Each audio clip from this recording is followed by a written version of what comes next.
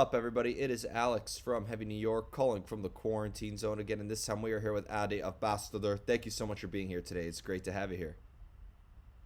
Cheers, man. Yeah, it's so cool to have you here. The newest album, or the debut album of Bastarður, Satan Loss of Sun. What was the sort of like intention behind the making of this album? Was there sort of like a preconceived idea of what you wanted this to be like? Was this sort of like an experimental thing? How did Satan's Loss of Sun more or less come to be?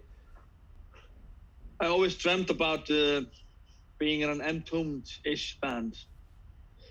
So, long story short, this is basically me doing my own Entombed tribute band. Well, I did see a lot of elements of Entombed in there, and of course we, losing, such a great soul of heavy metal from this year. Was this just feel like the right time to create that sort of Entombed-inspired sound? No, I mean, I've been an Entombed. I'm 40. What am I? 43 today. Oh, happy birthday! And no, this year currently. So I'm an old guy. So I've been listening to Entombed since 1991. So I just always had this strong love for Entombed and other bands such as Terrorizer or some death metal bands. This was supposed to be a death metal project. I sort of failed doing a death metal band, so this came out of it. I mean, this album was recorded 2 years ago, so it's sort of been shelved, lying on the shelf for 2 years now. Okay. But it's basically all this sort of my favorite stuff that I wanted to pay tribute to that I could not do in Sólstafir. Yeah. So this is yeah. I was wondering, was there a little bit of Celtic Frost inspiration as well? Like, because one of the first albums that this reminded me of was actually a Monotheist by Celtic Frost. That was like that's when you say that, there is a certain riff in the second song, but exactly, I thought, how would Tom Warrior do this? He would do it like that. So you're the first one to bring that up. Well, I've done quite many interviews now for this album. There's one riff particularly which I thought, yeah, that's the Tom Warrior tribute here. So you're right, man. Yeah, because I think Monotheist is one of the darkest albums ever and one of the most brutal albums ever. And when I listened to Satan's Loss of Sun, like, I really just got that vibe of when I first heard that album. It's cool. I mean, I'm a big Frost fan, same as Triptychon, man. But Monotheist, I mean, what a comeback album. It's just this unbelievable good album. Yeah, to me, there are only two albums that are incredibly heavy that are comeback albums that work so well, and it was that and Carcass's Surgical Steel. Those are the two, I think, best, real, brutal, relentless comeback albums. Yeah, I probably agree, yeah. So one thing, I know some artists really hate the meaning of, what does the album title mean? But Satan's Loss of Sun, the way that it sounds, it's like a play on words because it's spelled like Satan has a son, but Satan's Loss of Sun, like the sun in the sky. That's how it kind of like comes to be. I'm curious to what the meaning of this sort of album title is. Well, you're taking it too poetic here. It's more idiotic. No, but okay. First of all, it's a little bit Entombed tribute here, because that just realized to me now. Entombed did a best-of album with it was all their covers, all the cover songs they've done, and they named that album "Sons of Satan, Praise the Lord." So I thought, it's kind of cool. Sons of Satan, Praise the Lord. It's a kind of rock and roll to it. But Satan's Loss of Sun, that's more personal, actually. It's so when I quit drinking and doing drugs, I felt like I escaped certain darkness, which I did. So when you're there in the darkness, you're almost just like serving the Dark Lord. So when I quit drinking, sort of Satan lost one of his good warriors. That's you're saying it. You're saying that this is more idiotic than poetic, but that was very, very poetic from what you just Yeah. said. Okay. And Sorry. Pardon my friends about that. Yeah. But so it's yeah. I mean, it is a bit personal. It sounds like it's just hey, rock and roll Satan, but you know. well, But if yeah. because what I was about to say is like I was curious to really you were right. I was kind of like overthinking the title in a way, and really like that's what I was looking at the most. I would listen to the songs and then just look at that title, like what does that mean? Why is the sun spelled that way? So I'm glad I could lay that to rest. Okay, I'll lie. I'll tell that story as a lie to someone next. Satan's son. Fair enough. Now, I heard the whole album. The album is brutal, but for people who may have not have heard this album yet, could the first singles that you release, Viral Tumor, Burn, and The Whispering, almost serve as a good representation of what the entirety of this album is going to sound like, or is there a lot more to be discovered? I think sort of Whispering. No, the Viral Tumor is pretty much. I mean, it shows the tempo. It shows the riffing. It has guitar solos. I always wanted to have. That's another thing I've never managed being. I've fulfilled a lot of stuff in Sólstafir as a music lover, but having guitar lead trade-offs like Hanneman King, all this. Ever since I heard Rain and Blood, since I was 11 years old, I dreamt about doing lead trade-offs, like crazy lead trade-offs. Entombed had it as well. If you listen to To Ride, Shoot Straight with Entombed, you sort of the Slayerish. But here I could have, so in that song, Viral Tumor, you have the lead trade-offs, has some screaming, even has like almost like a chorus. So I say Viral Tumor probably is a good representative of this album, I would say.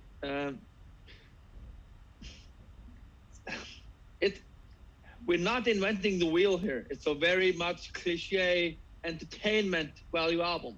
It's full of cliches. Nothing new here. That actually that's a very honest and interesting way of promoting the album. It's full of cliches. Bastarður, full of cliches. That could maybe be the name of the next album, actually, and make it the most generic death metal album of all time. Yeah. I mean, this is done of entertainment value because I love death metal and sort of out of my love for death metal, and even I even fell more in love with Entombed when they did Wolverine Blues in '93, and then sort of all these sort of modern cross-punk bands. Well, there's basically just two in my books. It's Dysphere and Wolf Brigade. They're like these undisputed kings of modern cross-punk, and there was like love at first sight when I heard these bands. I'm like, oh my God, sweet mother Lord. It affected me so much that this death metal project that I wanted to go just went quickly out of the window, and I escalated into this. Mm-hmm. Do you think that maybe exploring this and like kind of going into like it seems like that this album sounded very organic, and I enjoyed the fact that it was a brutal album, but it was laid back. I got that vibe that this was something that was done for fun. It was a fun listen. It was easy to go back to. Do you think that maybe expressing this side of yourself is going to maybe allow you to bring in some new things to Sólstafir, or are you planning to keep them separate entities? It's always going to be separate. I mean, this is written different. I mean, I spent hundreds of hours alone in the garage writing this album, and literally hundreds of hours. So that's very different than writing a Sólstafir song or album. That's always done collectively together in a rehearsal space or a studio. So this is very isolated thing, alone, just basically a drum machine with a D beat and just ride riffs to the same beat. It's very,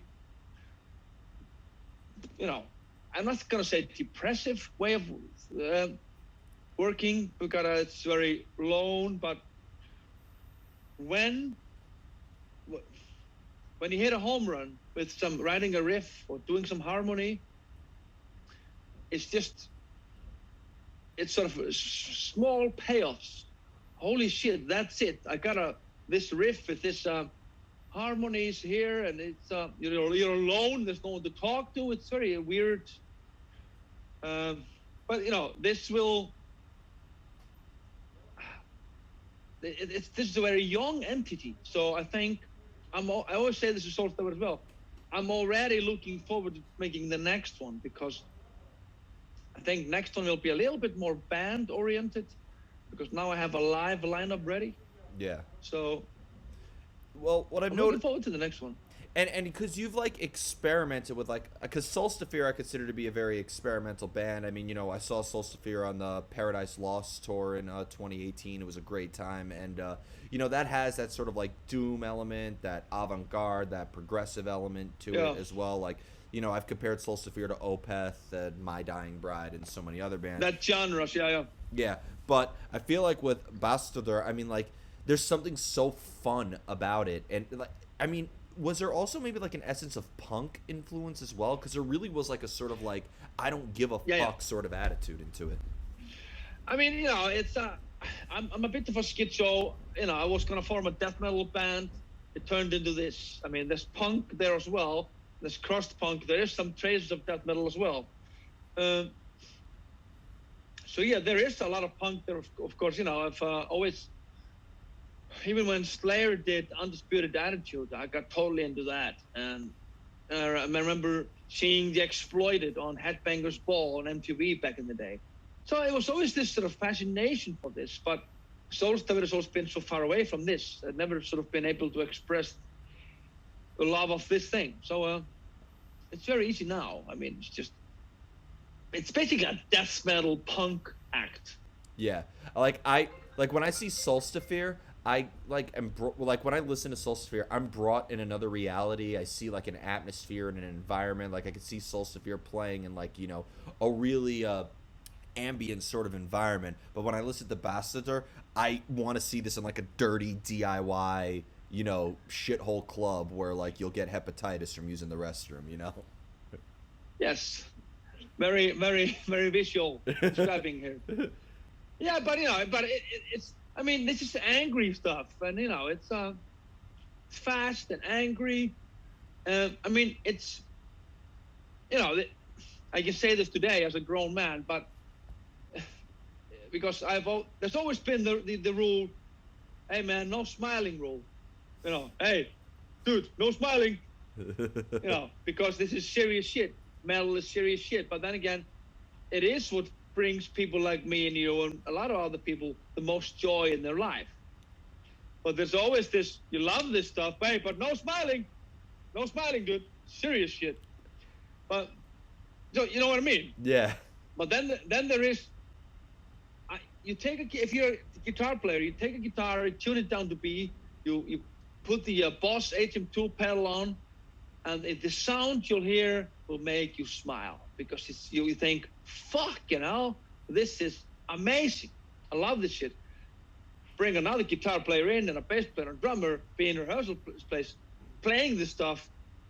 You're like, fuck, this is amazing. You could just play an open E, just do no riff, and you would fucking love it. So then you do a cliche riff, another cliche riff. It comes a chorus with repetitive. Yeah, it's cliches, and you love them. So yeah, it's an entertainment basically. Definitely. If you don't mind me asking, there was one Sólstafir question I wanted to actually ask because next year is going to be the 20-year anniversary of the debut Sólstafir album. I know you've released a couple demos. Sólstafir released an EP and a few demos and splits here and there. But next year is the 20-year anniversary of the debut Sólstafir full-length album, and that was your first contribution to the band as well. Like, what was your sort of like memory? Kind of like going into the making of the debut album that I can't pronounce for the life of me. Hold on, is it Is it 20 years? Oh, yeah, you're right. Next year will be 20 years since the debut. Yeah, because I always count it differently because, it got delayed. You're right. It came out in 2002. That's weird to think about that. That album was written in 97, 98. So it's really weird to think about, But anyway, you're right. We're not going to do anything special for that because we hadn't become the act that we are now then, because we weren't really a touring band. We were like 2 and 3 members when we did that. Half that album was done with 2 members in the band, different lineup. So it's sort of, I'm proud of the album. It sounds good. It's good songs, but it doesn't really represent to the band that we are today. It's not the same as Metallica celebrating Kill 'Em All. I think it's the doom of Kill 'Em All. I wouldn't say Kill 'Em All. I would say it's Depress 'Em All, but Depress 'Em All. Yeah, but there's another album, Svartir Sandar, which came out a few years later. That's 10-year anniversary next year. Yeah. So maybe we'll just do that one instead.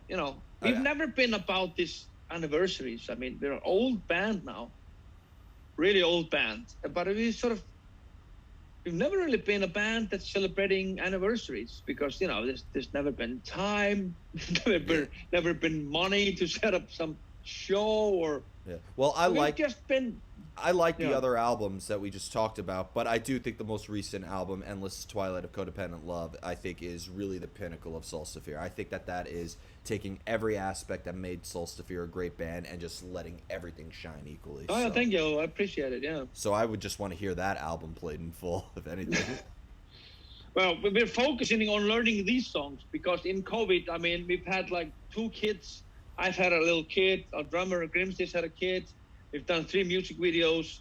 I've been doing this Bastarður stuff. Everybody has wives and kids and grandmas. So, we have never played any of these songs of the new album live. So right now we're just learning the new songs that came out a year ago. Yeah. Instead of learning songs that were written in a garage in 1997. So. Yeah. And I think that album with the melody and everything that was incorporated in there, I think you've done a good job. Where last year you released an album that signified the depression. With this Bastarður album, I think that there's an essence of anger expressed in it. I think you've made an album for just about every negative emotion we could have been feeling for the last 18 months. Yeah, it's Sólstafir has never been a political force. We always try to stay away from that, even though it can be hard. It can be hard staying neutral on some political things. When it comes to racism or homophobia, I think it's hard to say, I'm biased. I'm not going to say anything about that. That's kind of difficult. Yeah. But this band, I can tell everybody to fuck off.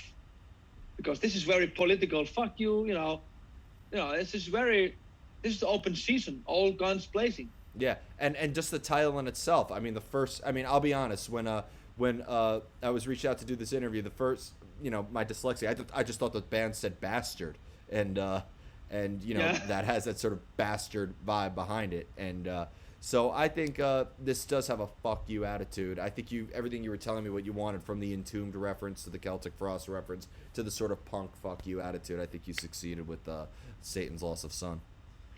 And even, we went through a lot of band name ideas. It's pretty hard to find a band name today. If you would form a band, finding the right name, it's pretty hard. I think in 1980 it was different, but you can go in Metal Archives and see how many bands there are.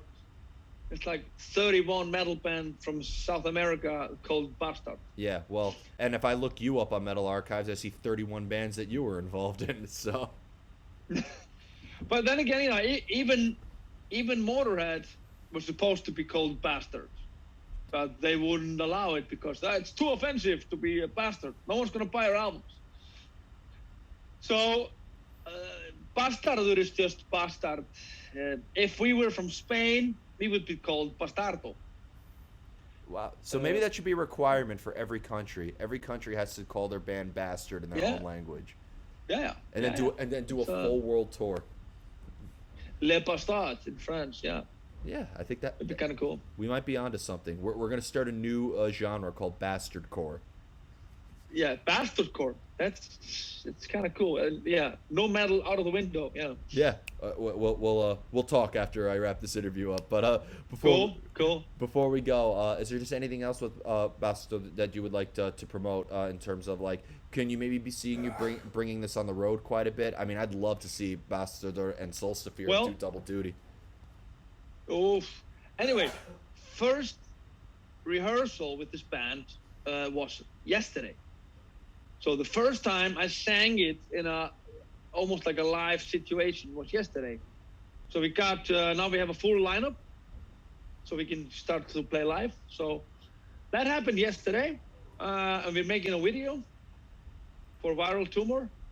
So that's in the works, and we have already started working with a booking agency in Europe. So who knows if the world is getting close to its, same state, we might be touring festivals maybe next summer. We'd love to see you. But thank you so much, Addy. Everybody, we are here with Addy of Bastarður and Sólstafir. Be sure to check out Satan's Loss of Sun, coming out via Season and Miss. And if you haven't already, also check out Endless Twilight of Codependent Love by Sólstafir. This is Alex from Heavy New York, and we will see you next time. Thank you, Alex.